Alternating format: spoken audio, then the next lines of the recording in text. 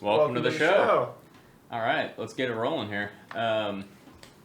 So, little update that I think everyone's heard about, definitely, is the PGA LIV Golf Merger. Oh, this is a good topic. I didn't have it, but I was thinking about. Yeah, I was thinking about that. It's very interesting because me and my sister have been watching the Netflix series. I forgot the exact title of it, but there's a Netflix series about the PGA players, and it follows it. It's like Drive to Survive. It's like Drive to Survive. F1. Yes, exactly. Is it made by the same people? I mean, it's a Netflix original, Yeah. so probably. Good chance. Yeah, I think it is. Anyway, so now the merger came out that they're going to merge.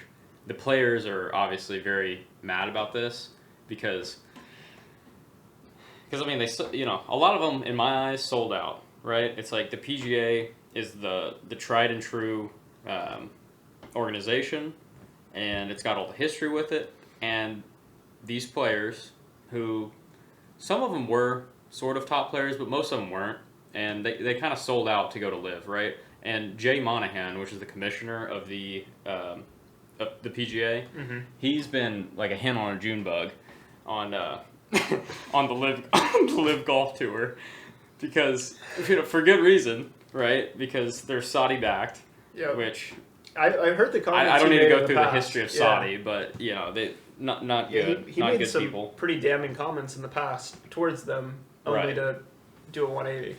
Exactly. Yeah. So it's like no one saw this coming, right? Because he was just on them, and then all of a sudden merger, and it's kind of interesting because there's a DOJ investigation on it now for antitrust concerns, and it's interesting because the PGA itself was kind of being looked at for antitrust because they were not letting the players who go to LIV play on the PGA, right? So people were already thinking that was bad. Yeah. Well, now you take that and you combine it with the only other major golf league there is, to my knowledge, and now you have one massive association. So now it's like actually an antitrust thing. So anyway, we'll see how it turns out, but that's what's going on there.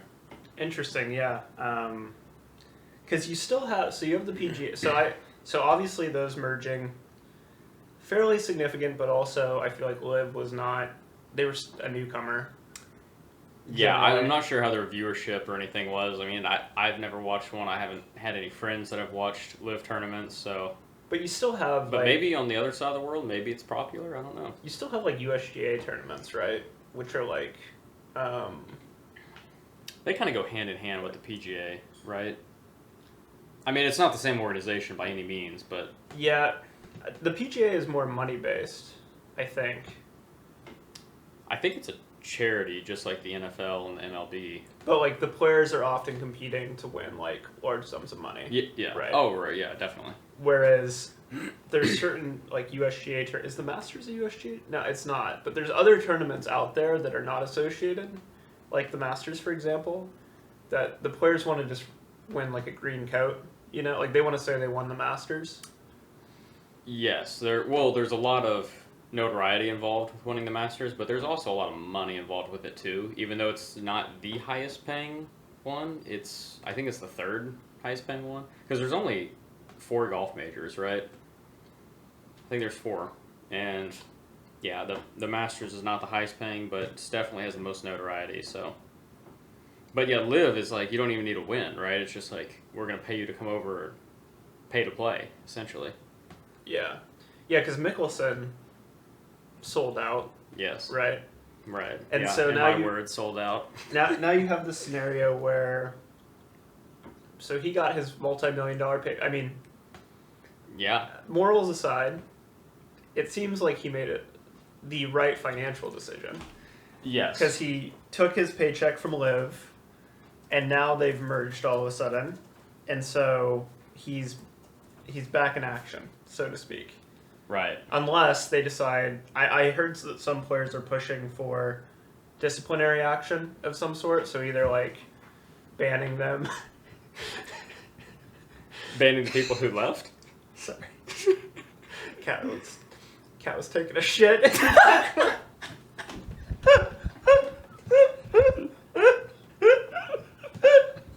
the whole time you were talking, I was like, I can hear him taking a shit. Wonderful. That's great. What was I saying? It's very, very distracting. Oh, man. I was saying that some players are asking the head of the PGA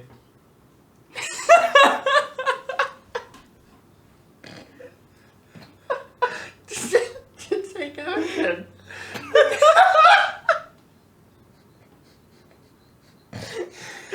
Okay, from now on, no cats allowed in the studio.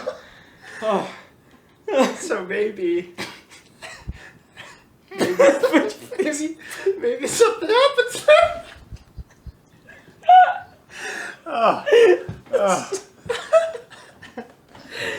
Okay. All right. New topic. I need to pull it together. Okay. All right. I'm sweating. That stressed me out a little bit because It's fine. No, it did okay, not it's fine. Yeah, It does the nothing in the front there. Yep, okay, yep. cool. No, I have a next topic. Sure. Update on the Reddit blackout. Are you have you been following this at all? No. I mean, other than I know it's happening, I don't know anything past that. I haven't even gone to Reddit actually since it's happened. So I'll set the stage a little bit, just in case no one's heard of it. Okay. We're good now. Sorry, I was in between my eye contact with you. Strong eye contact. It's a must in business. Sorry. So basically, there's all this commotion around. Reddit's going to start charging for their API. Right. There's, as far as I know, like a handful of very popular third-party apps.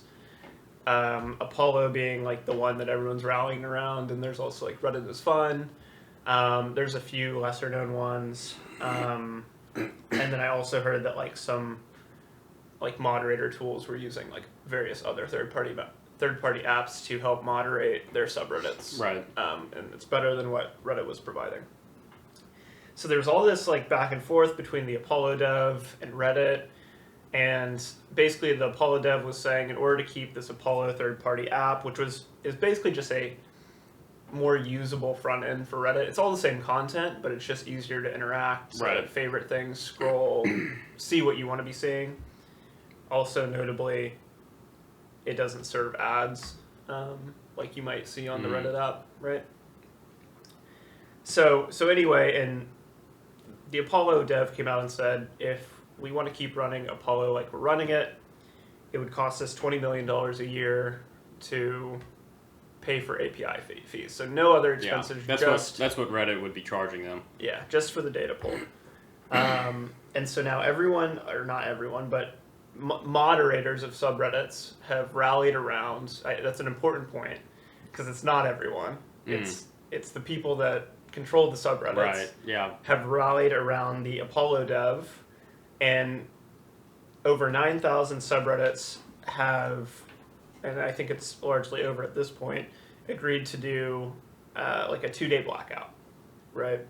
And some of this, and that didn't get much traction. So Reddit blacked out for a couple of days. I went on it. It was a bunch of posts like, fuck Spez, who's like the CEO of Reddit, right? Like all that.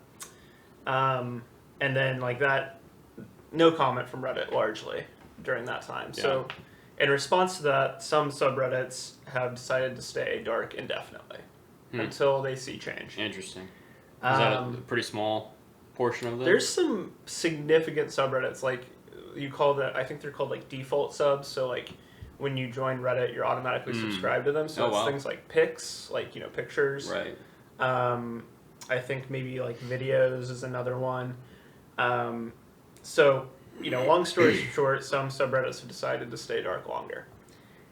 When this, kind of a hot take, when this first started happening, I enjoyed using Apollo. So I was kind of on the side of, okay, yeah, like let's, this is, maybe there's like maybe there's a middle ground where Apollo can still exist, but they're not getting free lunch and like basically being able to use all of Reddit's data for free. Yeah. Right? Like Right. maybe there's something there. But over the past few days, I have completely done a 180 on how I feel about the situation.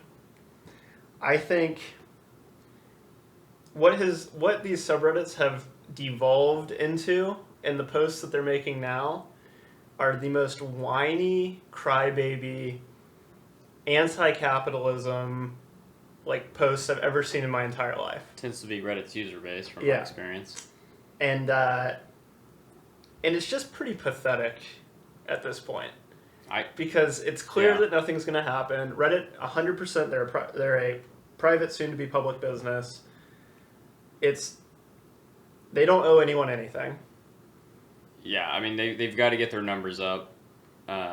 They've been planning to do something for a long time in order for that to happen. And I think this is...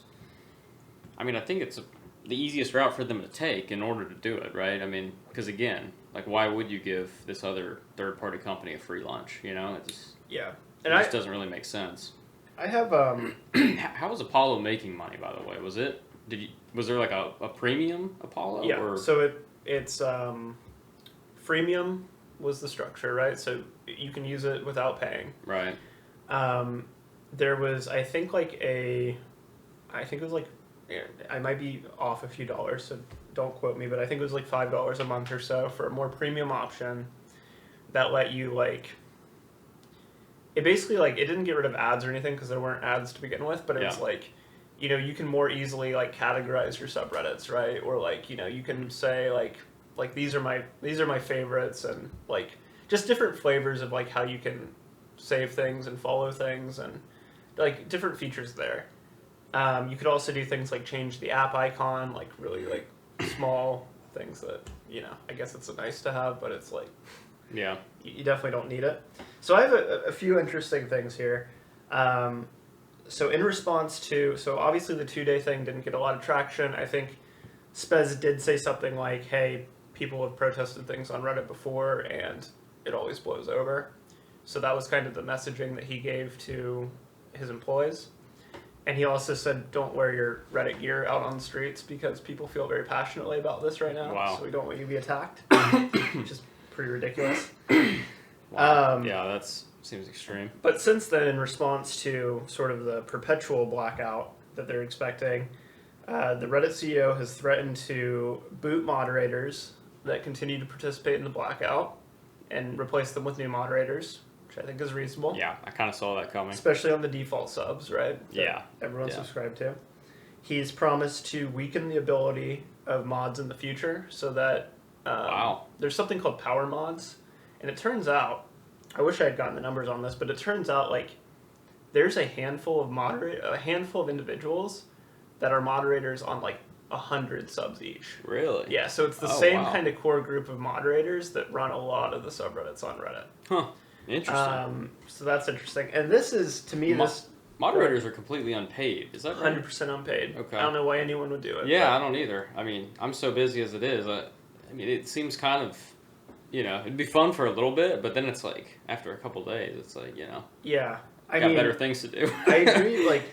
I don't know why you would ever moderate a small subreddit. I guess maybe there would be some benefit to being a Wall Street Bets moderator to some extent, but because then you're like seeing posts early and things maybe, but I don't even know if that's like, yeah, you know, maybe they find value there somehow. But this is really what changed my tone on this. This is a very interesting stat I found. So as of 2020, so a couple years old, so it's going to be higher than this now. But think of this as like a bare minimum. Reddit had 430 million monthly active users. 400 and keep that number in mind. 430. Yeah. Between Apollo and Reddit is Fun, the lifetime combined number of downloads on those two apps is 41 million. So wow. Just to restate that, in a month, Reddit has 430 million active users. In the lifetime individual of the active apps, users, yes, in a month. In the lifetime of the apps, there's been 41 million downloads, which means maybe half of those are active. Right. If we assume 100% of those are active, which is not the case, and we also recognize that this is a number from 2020 as far as the total monthly active users, so it's going to be higher than that. Right. At the absolute most generous assumptions, 10% of the Reddit audience uses third-party apps. That's wild. But 100% of the audience is being restricted access to Reddit right now because these people are throwing a fit. Interesting. Wow, that is really interesting. Yeah. So that made me change my tune on it. So it's a very vocal minority of really moderators that are.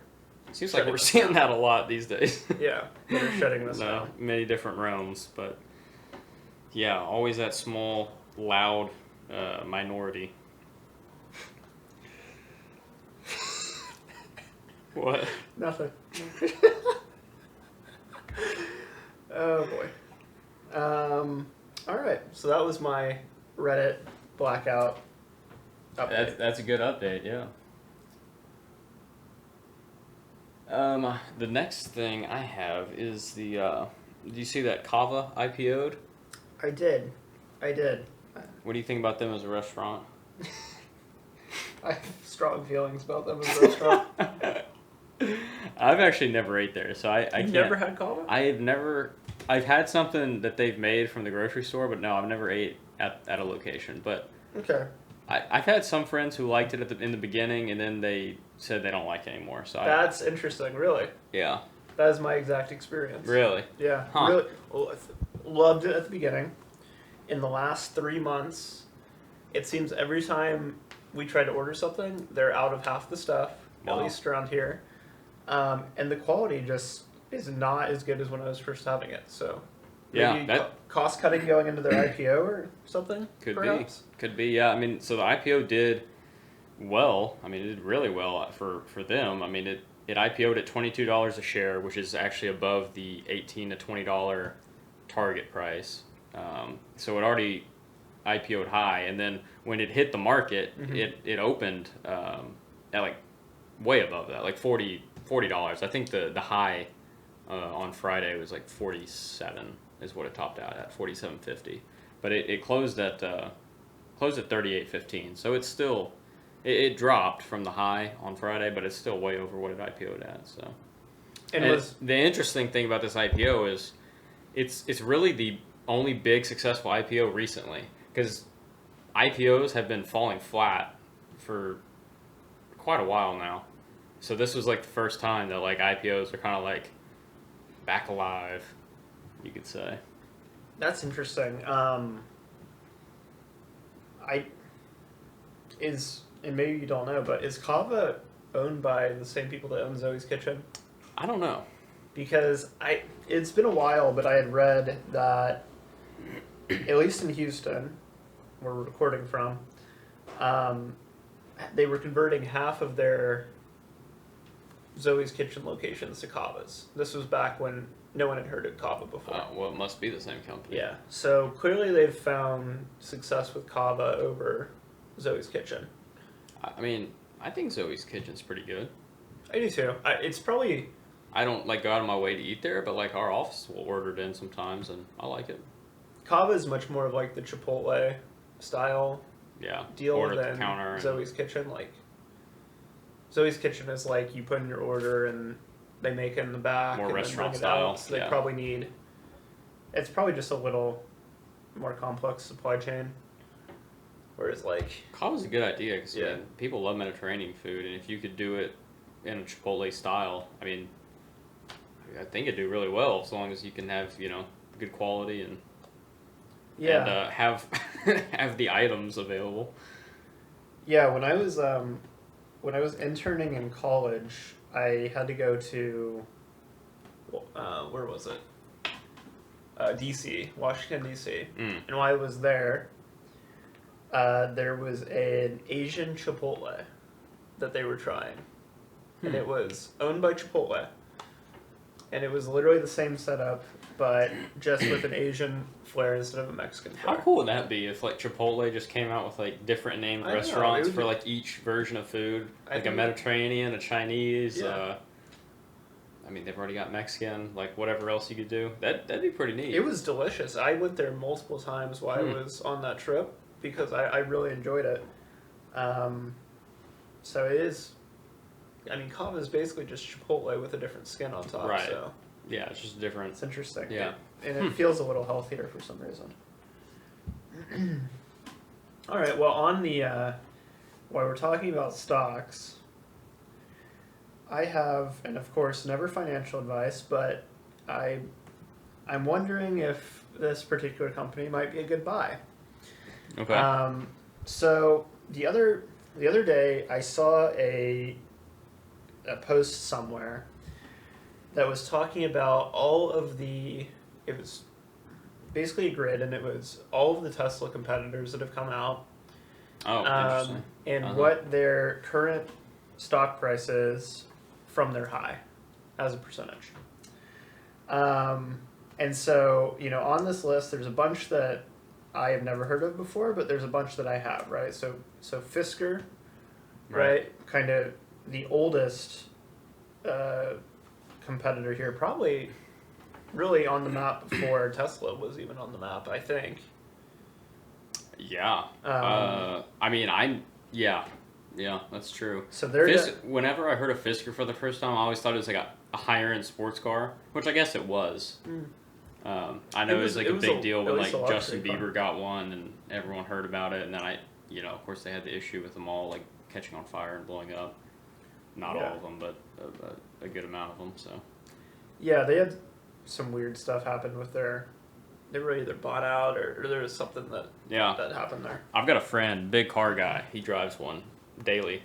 Really? Yeah. How's that hold up? He got a really good deal on it. Bought it from some guys. I believe. I bet he did. In Austin, Texas. Yeah. They he got a good deal on it. He loves it because it's a very technical car. So there's a lot of things to like learn about it because it is an engine and battery split. Okay, I didn't know that.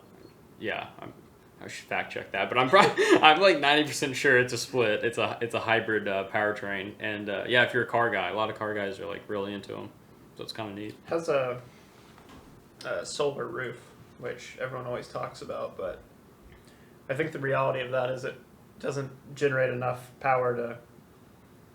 I forget about actually make a big difference. Yeah, I forget about the solar roof. But I think what they used it for with the Fiskers was it keeps the air conditioning running.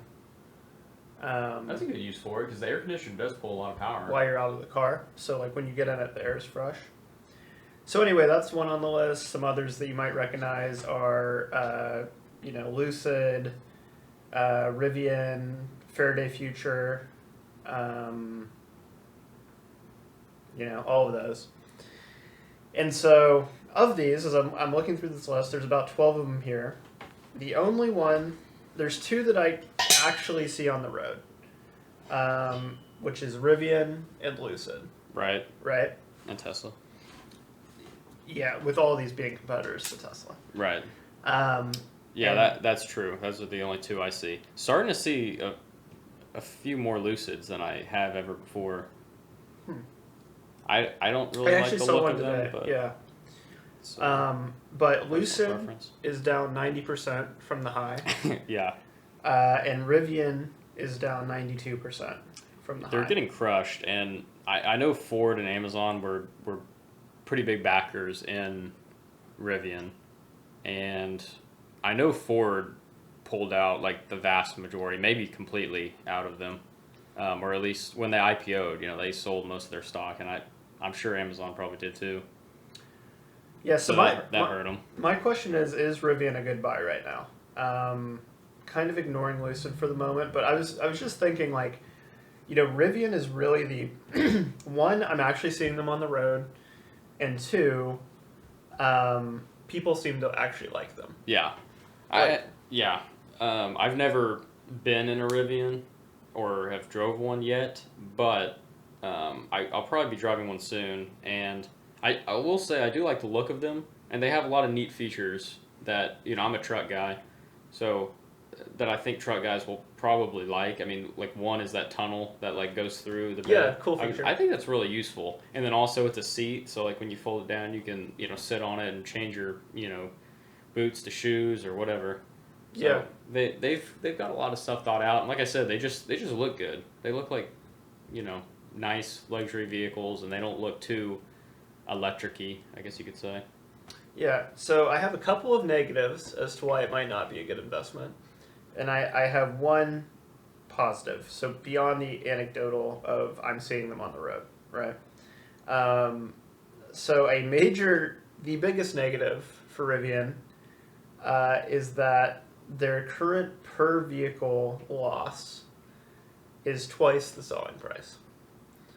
So for every car they sell, they're losing, twice the selling price. Wow. Yeah. So if it's an $80,000 car, every one they sell, they lose $160,000. This is Rivian? Yeah. Wow. Big problem. But those are sort of all-in expenses. That is not direct COGS on the vehicle. That's not cost of goods sold. Okay. That's burdened with... with just everything else, like G&A and... Yeah. Yeah. So it wasn't easy to figure out, like, where their COGS landing on this.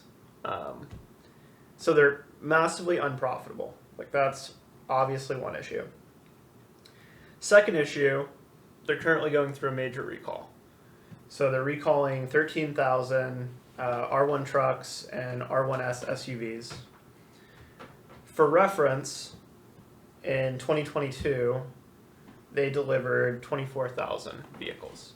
So they're recalling a little over half of all the vehicles delivered in 2022 on a numbers basis. So what's the recall for?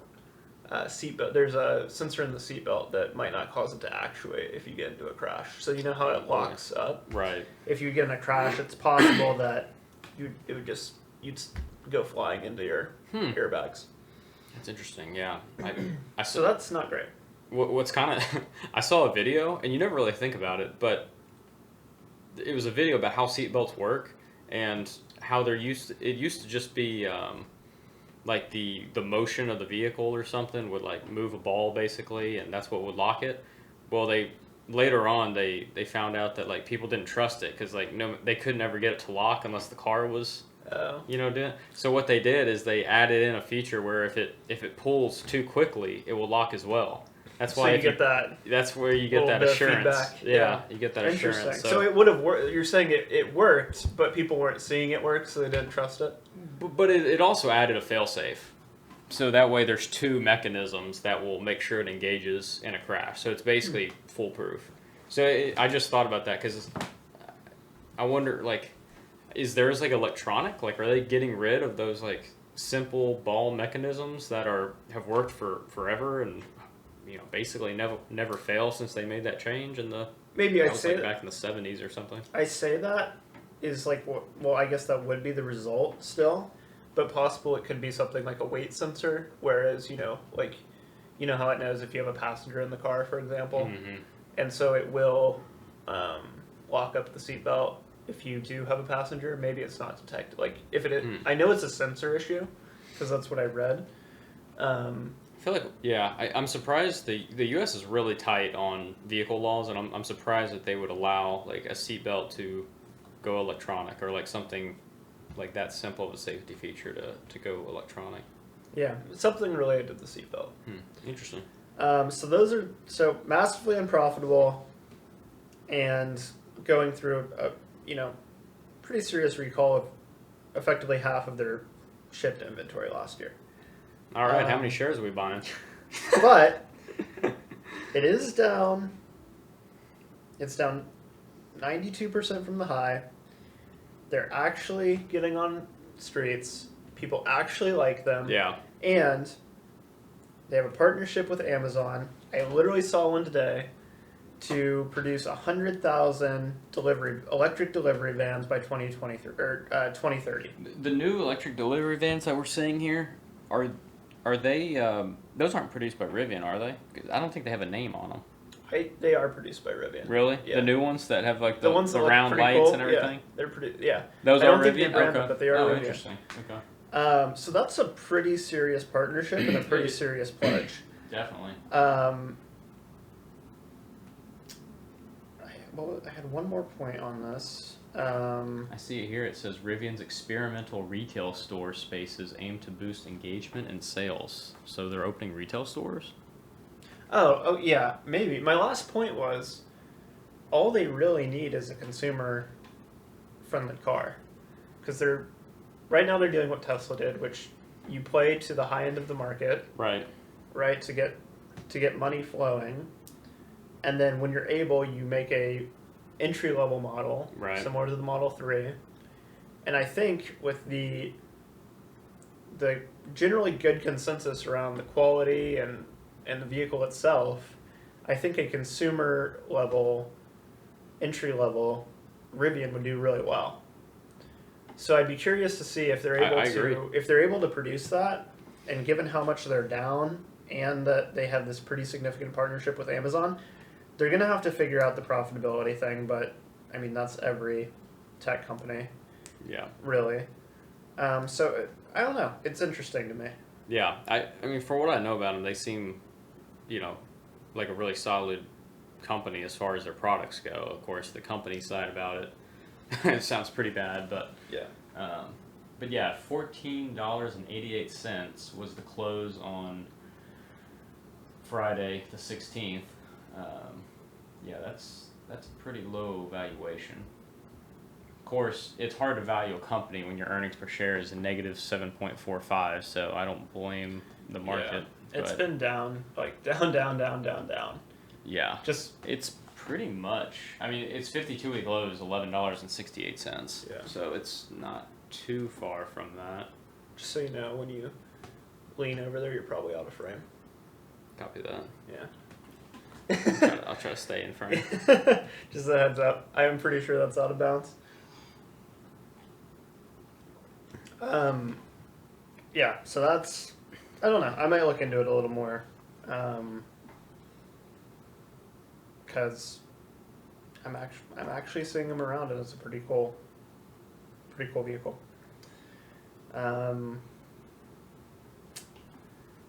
Do you have another topic? Or yeah. I have a few, some more if we need. So, as you know, rates ended up staying the same, which is what everyone expected here in the U.S. They're going to stay target rate 5 to 5.25%. Traders are pricing in a 67% chance that they're going to go up by 25 bips next meeting, which is going to be in July. So 0.25%. Correct. Yeah, 0.25%. They're going to go up again. That's what people are pricing in. I agree. I think they probably will, because inflation has slowed down, but I mean we're still not anywhere near that 2% target that we're supposedly trying to stick to. So it does kind of seem like the interest rate hikes are working, because Goldman and Oracle are cost cutting pretty heavy. Yeah, I saw that. Yeah, cost and job cutting. So, high unemployment generally goes hand in hand with a recession. So, next year is kind of when that's expected. We'll see what happens. Yeah. So you said it did end up being flat as anticipated. Correct. Yeah. Yeah. Okay. So we're wait and see, and that's pretty much what Jay Powell said too. Just wait and see how things play out. Every time I hear that name, you seen that video that's like, and to reiterate, fuck your puts. Jay Powell's money printer go burr. It's like an AI thing. It's really funny. It's great. I have a lighter topic. Hit it. Perhaps. So did you see that Iran showcased their quantum CPU for its new military technology? Really? Yeah. It's actually a quantum computer? You didn't hear about this?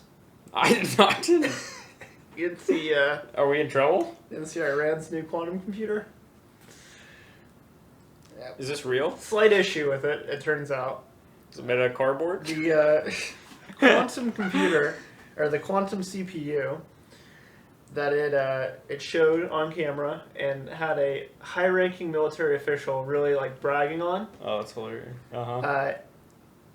turns out you can buy it on Amazon for $589.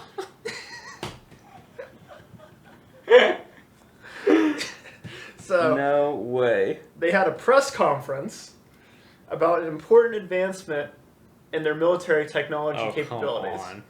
And they showed a chip on there that someone has found.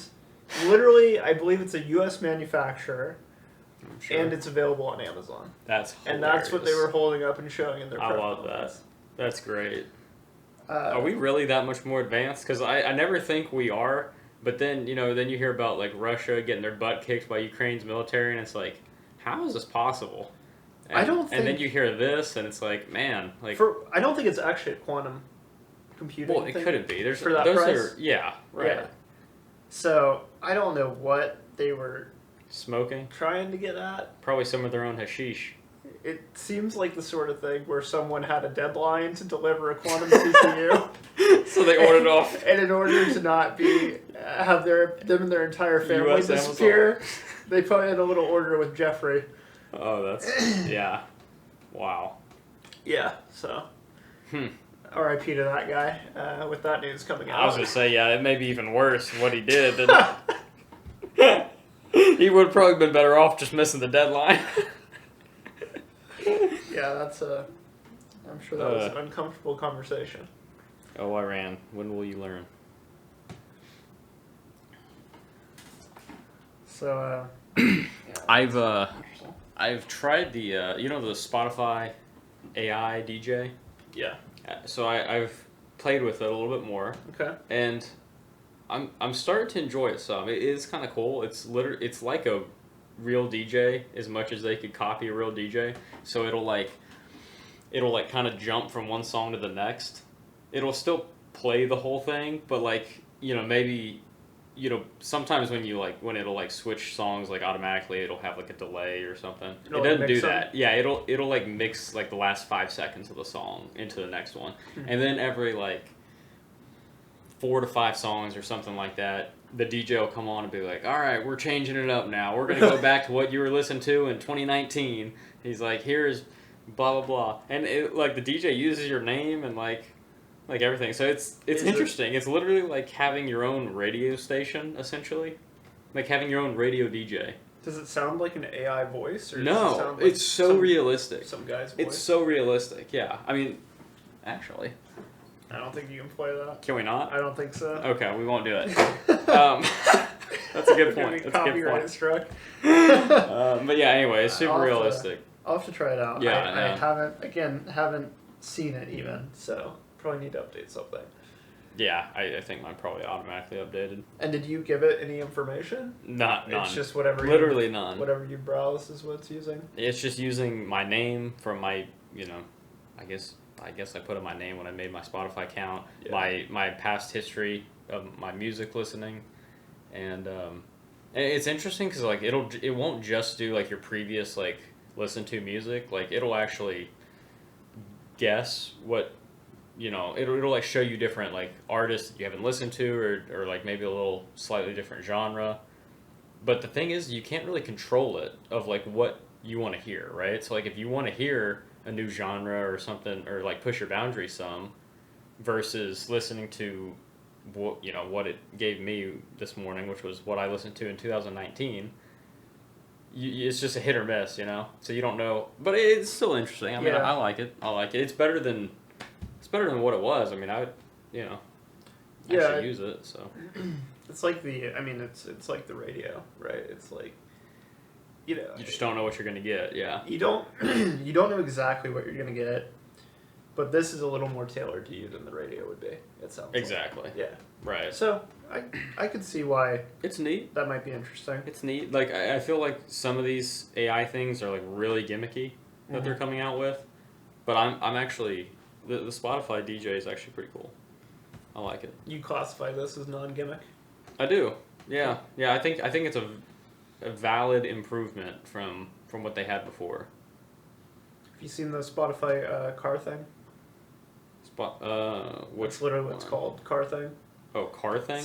So it's intended for vehicles that don't have like Apple CarPlay or Android Auto. Mm-hmm. And it's a little screen that there's an attachment on the back that you can put it on your AC vents. And all it does is play Spotify. So it plugs in.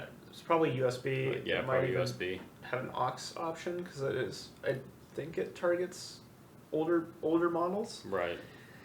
And it all it has is a screen that shows you the current song that's playing. There's a volume knob on it, and there's like touchscreen options. What's cool and what I've seen is people buy it and they add it to their computer setup at home, right? Oh, so they just have a little dongle that purely controls their music through Spotify, which I think is a pretty cool application for it. That is pretty neat.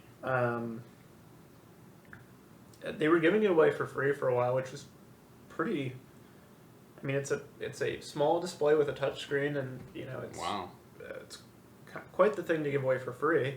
I'm surprised I haven't heard about that. I think they sell it now. It's like $90 maybe if you want to buy it now. That's a big price for giving it away for free to Yeah, go to $90. I'm sure their cost. I was thinking it was like $19 or something. I'm sure their cost is a lot lower, but and they just have good margins on it now, whereas they're giving it away for free, and right. It probably didn't cost them a ton, but I mean it's better than like most free things you get from companies. Yeah, no, definitely. So, Spotify's interesting. I prefer it over Apple Music at the moment. Yeah, that's what I use. So I used to use Apple Music. Haven't gone back since I switched to Spotify, and I haven't missed it. So.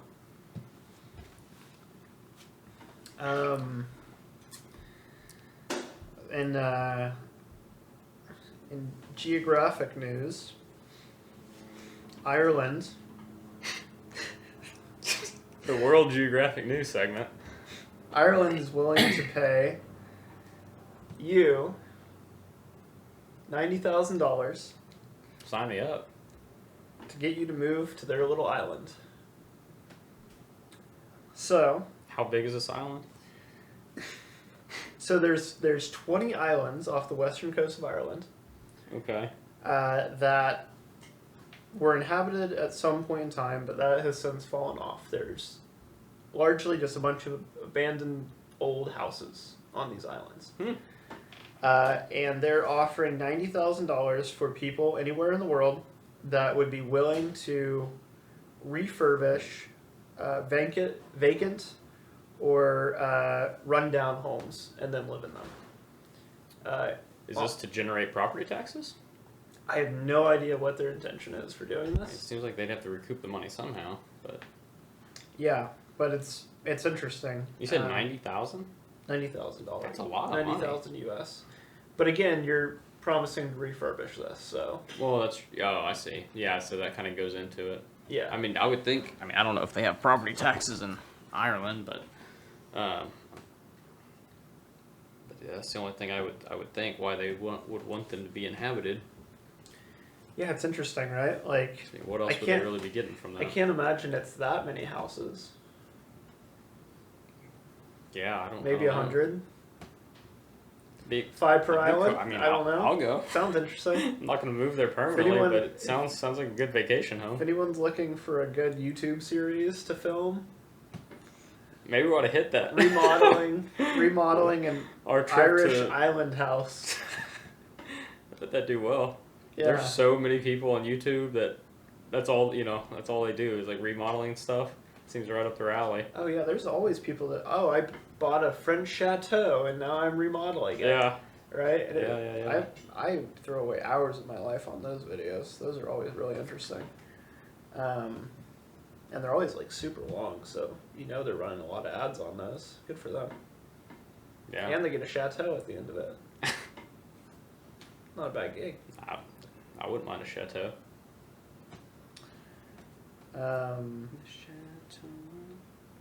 Yeah, I don't know if I want to live on an Irish island because I'm sure there's probably not a whole very bunch. good utilities. And I'm not sure what the internet situation would be, but Hey, as long as I could have cows, chickens, and my family, I'm good. I would like A an garden. internet connection.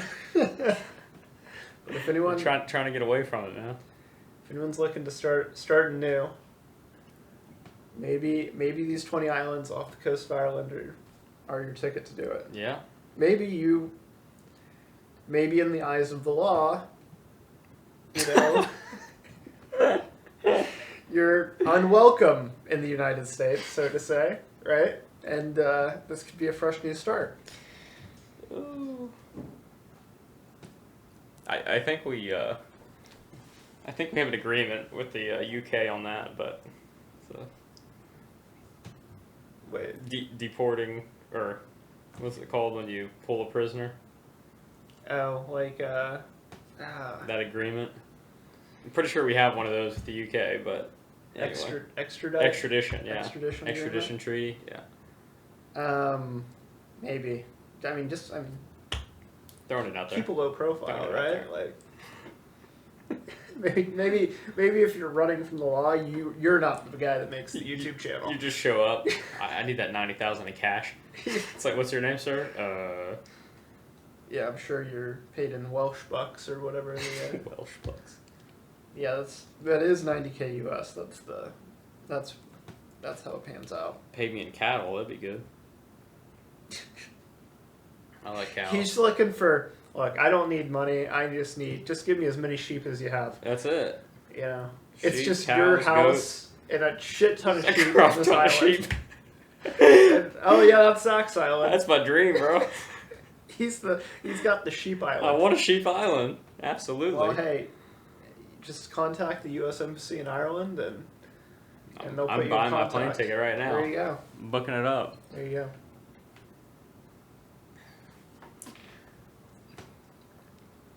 What else you got? Just the Porsche Dakar. Can I share one more Please. before we get into the Dakar? Big news in sort of the internet media space. This is hot off the presses. I think this was announced this morning. The streamer, not sure if you ever heard of him, xQc. You heard of him? Heard of QVC. Okay. not the shopping network. Shout out Lori. Yeah, right. So the streamer xQc signs a $100 million, 2-year, $50 million a year. Wow. Non-exclusive What? deal with Twitch rival Kick.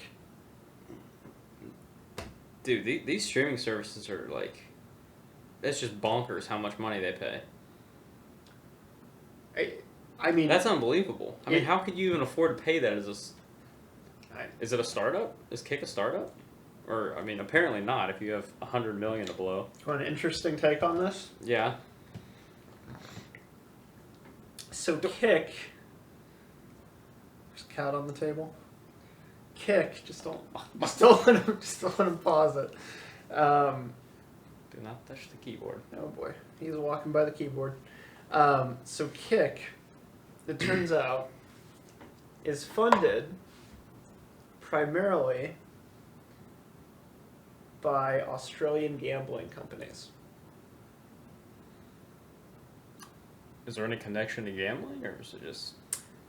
I'm only going to speculate here, but I think a lot of xQc's new streams will probably be featuring gambling content. In what way? So like an online casino style. So he streams himself playing blackjack. Oh, playing like actual poker casino games. Okay, at I didn't know if online you meant they were casino. just like betting on him playing like, you know. My guess is the reason Regular they can games. afford $100 million for a 2-year deal. Is he in the show? It's all right. For a 2-year, it's great. This is Theo, everyone. He's our third host.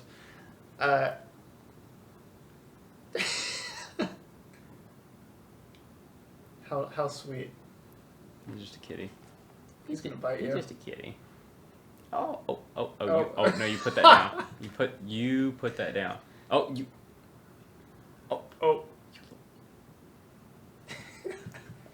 He's a little aggressive. He's looking at you, man. He wants some smoke.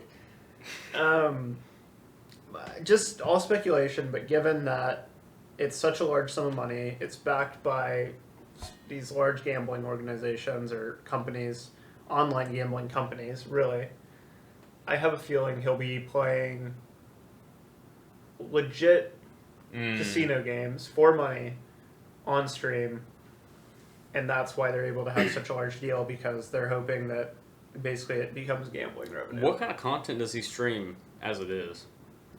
Just random video games mainly, but he does have a history of streaming gambling content. Okay. I was gonna say, because if people are just watching him for regular streaming video games and stuff, why would anyone watch him play poker? It just seems like a very odd thing to watch. He's what you call a variety streamer. So it's people watch him for his personality, and he can really play whatever he wants. Wow, interesting. But he has gotten a lot of heat over the years because people say that this is promoting gambling to kids because kids are watching his streams. Yeah. I don't think it's an unreasonable argument. No. For context, this deal is about as large as LeBron James' extension contract that he signed last year. Wow. So that's pretty crazy. That's incredible. And just something about Kick as a Twitch competitor. They're claiming that they will only take 5% of streamers' earnings compared to 50% at Twitch. So wow. They're only taking 10% of what Twitch takes. Sheesh. So I guess they're entering the market with this deal, and then they're with the xQc deal, and then they're offering incredibly competitive, at least initially. I'm sure this will increase over time. That's how it always happens, right? You enter the market with an incredibly competitive offering, and then you raise it to the mean over time. I just can't even imagine paying someone that much money up, Well, whether it's upfront or not, I just can't imagine paying one person that much money. That's just crazy. I know. Wow. Speaks to the power of a large audience. I think he has at least over 10 million followers on Twitch or whatever you... Yeah, so they're trying to get them to pull them over to... Yeah, he's basically the face of this new Twitch competitor. Everyone keeps trying to beat out Twitch. Like, didn't Microsoft or someone have their own for a while that kind of failed? It's like, I don't know if it's ever going to happen or not. Well, Amazon owns Twitch. Oh, do they? Okay, that's right. Yeah. Because you can actually use your if Prime. you have Amazon Prime, you can use that as a sort of, not a donation, but a free subscription every month to one person on Twitch, which was a pretty groundbreaking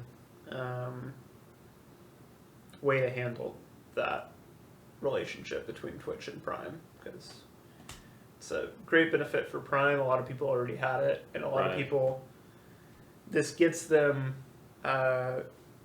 started in the Twitch ecosystem of like paying money into it, right? Yeah, exactly. So they use their it's free all one. about getting that first dollar. Right. They use their free one for the first person they like. Hey, there's this other person I like. I don't want to, have to pick between the two. Okay, fine. I'll pay the $5 a month for this guy. So, I don't know. Interesting. Yeah. So you wanted to talk about how do you say it? I don't know how to say it. I'm not about to fucking try to pronounce the car. I call it get roasted. The Porsche Dakar. The Dakar. Dakar? Dakar. Damn, that's Dakar. That's Dakar. That's Dakar I want. I would love to have a Dakar. I would too. Dakar. So, we've seen The Steratto. the Serrano. It's hot. The Serrano. It's the Serrano pepper. Serrano. Yeah, a lot of high-end manufacturers making off-road Oriented models, non-SUV street cars. Yeah, and I like it. I like it too. I like it a lot. I wish they would make them, make more models of them so they're actually attainable. But, I think it's $1,500 for the Steratto and $2,500 for the Dakar. So very limited. Yeah, very limited. I'm sure they're going to be very, very expensive in the third-party aftermarket. Do you think this was a test to see how popular they'd be, and now that there is kind of an overwhelming amount of interest, they'll create a more broad production I think that would be nice. I hope they do that, but truly, I don't know if they will. I mean, they know they're going to sell. It's something that you know is going to sell eventually. And I don't know. It's just one of those things. It's like I don't know if they're actually going to follow through with it and keep producing it. Because the other thing is that they like at least for Lamborghini, they're doing this on their last model's Huracan, right? Because the Huracan is going away. Yep. So, I mean, they did all this work on the Huracan. It's like it's going away. So are they really going to? Yeah. Are you really going to model? continue it? Yeah. I don't look know. a little bizarre to me, but maybe. Yeah. I mean, now Porsche, people have been doing. Porsche is very deep into their history, more than any car company that I can think of. Because they like on their Instagram and stuff, they post about it all the time. what do you mean by Pictures that? of old Porsches. Mm. You know, they're the only like, Mercedes will do it every now and then, but Porsche is like constantly posting old 911s and stuff, which I think is really cool. And a lot of those older ones, people have converted into dune cars or rally cars. rally Yeah, style. was what I was looking for. So Porsche may keep it. I think they're more likely to have a car that is like oriented for that, which I think would be cool. What's your if you could drive home with one today, which would you prefer? I don't know too much about the Dakar yet, but just the look of them and everything, I'd probably have to take the Lambo. That thing's pretty sick. Pretty cool. Yeah, take the Dakar. Would you? Yeah. Yeah, you seem like an off-road Porsche type guy. I think it's just really, really neat that you take like a, and because like Lambos are already sharp. They're like, you almost expect this move from Lamborghini, right? Porsche, it's like a little softer around the edges. It's a little more like gentlemanly traditionally, right? Than the Lambo. The Lambo's a bit of a younger crowd. Right. So I really like the contrast of taking like the 911, which could be argued is like an older person's car, Sure. right? Than like a Huracan, and like making it a young person's car by throwing off-road tires on it and like throwing on a roof rack and a skid plate and all the other things. That V10 just gets me though. Man, the sound of a Lamborghini is just music to my ears. Look, I'm a sucker for V8s and V10s, and V12s. So aftermarket, secondary, what do you think it's over $1 million, or you think that's a little bit too high? I think it's a little high. I don't think it's going to go over $1 million. I bet aftermarket, they're going to be trading around, I'd say around the 500,000 mark if I had to guess. And how much are they similarly priced? The Lamborghini, I'd have to look up what the starting price on that is. I know the Porsche is going to MSRP for around 225-ish. So then you're going to have all the add-ons and stuff. So it's probably going to be 275 out the door. So basically double the price in the aftermarket. I mean, we'll see. Yeah, I could see the Porsche being like 4 to 450. Exactly. Probably. Right. Yeah, that'll be. It's cool. It's fun. I'm glad both companies are doing it. I wish more companies would have a little more fun with their vehicles. McLaren, that's you. Come on. Yeah. So who else would you like to see an off-road model from McLaren? Yeah, I would love to see McLaren do an off-road model. That'd be sick. They're one of my top favorite car companies. Once you get past them, they just get it's just too specialized. They'll never do one. Right, you're never going to see an off-road Bugatti. Right, Bugatti or a Koenigsegg or anything like that. Koenigsegg is a small enough company, I could actually see them doing it, just because the owner wants to. But that's true. Yeah, if the owner catches wind of it, which that would be so cool. That's probably one of like my all-time favorite cars that I would love to have one day would be a Koenigsegg. Yeah. I love the so dope. Just some of the. I mean, it's a new company, but just some of the, like for example, they build them in this like hangar facility because Koenigsegg, yeah. They want access to a runway to be able to test the cars, right? So they basically moved into an old hangar. And I guess during, maybe it was World War II, it was some war, there was a certain squadron that operated out of that hangar, and they had a ghost emblem as for that squadron's like insignia. And so they, like, on every Koenigsegg, there's a little ghost somewhere on the car to kind of commemorate the history of that hangar that they're now building the cars in, which is just, it's just a really cool little touch. Yeah. So yeah, it's pretty cool. All right. Well, I think that wraps it up. All right. Thanks, everyone. We'll catch you next week. Take care. Till then.